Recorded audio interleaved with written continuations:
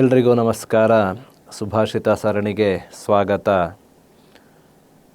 ಅನಭಿಜ್ಞಾಯ ಶಾಸ್ತ್ರಾರ್ಥಾನ್ ಪುರುಷಾಃ ಪಶುಬುದ್ಧಯಃ ಪ್ರಾಗಲ್ಭ್ಯಾತ್ ವಕ್ತುಮಿಚ್ಛಂತಿ ಮಂತ್ರೇಷ್ವಭ್ಯಂತರೀಕೃತಾಃ.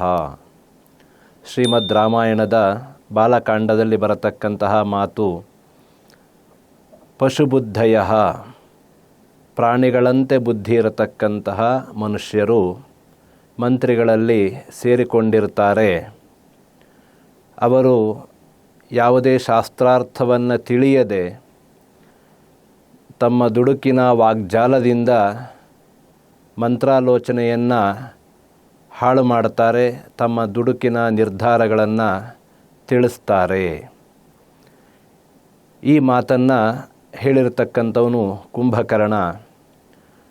ಪುರುಷಾಃ ಪಶುಬುದ್ಧಯಃ ಅನಭಿಜ್ಞಾಯ ಶಾಸ್ತ್ರಾರ್ಥಾನ್, ಪ್ರಾಣಿಗಳಂತೆ ಯಾವುದೇ ವಿವೇಚನಾಯುಕ್ತವಾಗಿರತಕ್ಕಂತಹ ಬುದ್ಧಿಯನ್ನು ಹೊಂದಿಲ್ಲದೇ ಇರತಕ್ಕಂತಹ ಕೆಲವು ಜನ ಮಂತ್ರಿಗಳಾಗಿ ಸೇರಿಕೊಂಡಂತಹ ಸಂದರ್ಭದಲ್ಲಿ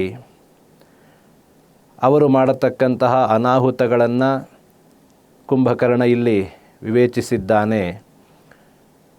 ಶಾಸ್ತ್ರಾರ್ಥಗಳು ಅಥವಾ ಮಂತ್ರಾಲೋಚನೆ ಇವು ಯಾವುವೂ ಕೂಡ ಅವರಿಗೆ ಸರಿಯಾಗಿ ಗೊತ್ತಿರೋದಿಲ್ಲ.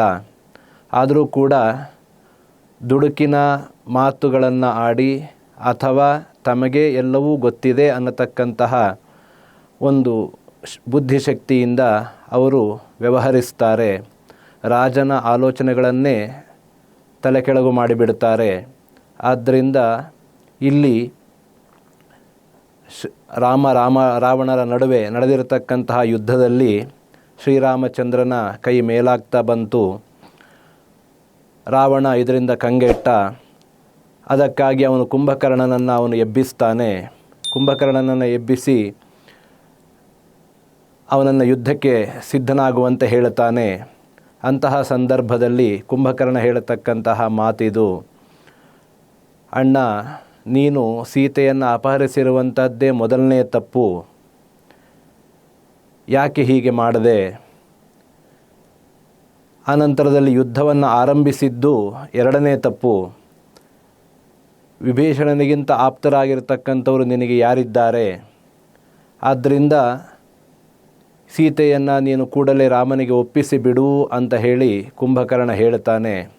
ರಾವಣ ತನ್ನ ಅಸಹನೆಯನ್ನು ತೋರಿಸಿದಾಗ ಕುಂಭಕರ್ಣ ಸುಮ್ಮನಾಗಿ ಬಿಡ್ತಾನೆ. ತಾನು ಯುದ್ಧವನ್ನು ಮಾಡಿ ಮಡಿತಾನೆ. ಇಂದಿನ ಕಾಲಕ್ಕೂ ಕೂಡ ಪ್ರಸ್ತುತವಾಗಿರತಕ್ಕಂತಹದ್ದು ಈ ಒಂದು ಮಾತು. ಇವತ್ತಿನ ಸನ್ನಿವೇಶಗಳಲ್ಲಿ ಅನೇಕ ಜನ ತಮಗೆ ಎಲ್ಲವೂ ತಿಳಿದಿದೆ ಅನ್ನುವಂತಹ ರೀತಿಯಲ್ಲಿ ಕೆಲವು ಸಂದರ್ಭಗಳಲ್ಲಿ ಸಭೆಗಳಲ್ಲಾಗಬಹುದು ಅಥವಾ ನ್ಯೂಸ್ ಚಾನಲ್ಗಳಲ್ಲಾಗಬಹುದು ಅಥವಾ ಇನ್ನಿತರ ಮಾಧ್ಯಮಗಳಲ್ಲಿ ತಮ್ಮ ನಿರ್ಧಾರಗಳನ್ನು ತಮ್ಮ ಆಲೋಚನೆಗಳನ್ನು ಹೇರ್ತಾ ಹೋಗ್ತಾರೆ. ಮಂತ್ರಿಗಳು ಕೂಡ ಹಾಗೆಯೇ. ಇದು ಸಂಸತ್ತಿನಲ್ಲಿರಬಹುದು, ವಿಧಾನಸಭೆಯಲ್ಲಿರಬಹುದು. ಅವರು ತಮ್ಮ ಅಪರಿಮಿತವಾಗಿರತಕ್ಕಂತಹ ವಾಗ್ಜಾಲದಿಂದ ಎಲ್ಲವನ್ನು ಹೇರಿಬಿಡ್ತಾರೆ. ಹೀಗಾದಾಗ ಆಲೋಚನೆಗಳು ತಪ್ಪಾಗಿ ಅನೇಕ ಅನಾಹುತಗಳಿಗೆ ಅದು ದಾರಿಯಾಗ್ತದೆ. ಆದ್ದರಿಂದ ಅಂತಹವುಗಳ ಬಗ್ಗೆ ಅಧಿಕಾರದಲ್ಲಿರ್ತಕ್ಕಂಥವರು ತುಂಬ ವಿವೇಚನೆಯನ್ನು ಬೆಳೆಸ್ಕೊಳ್ಬೇಕು, ಹಾಗೆ ವಿವೇಚನಾಯುಕ್ತವಾಗಿ ವ್ಯವಹರಿಸಬೇಕು ಅಂತ ಹೇಳಿ ಈ ಸುಭಾಷಿತದ ಅರ್ಥ. ಎಲ್ರಿಗೂ ನಮಸ್ಕಾರ.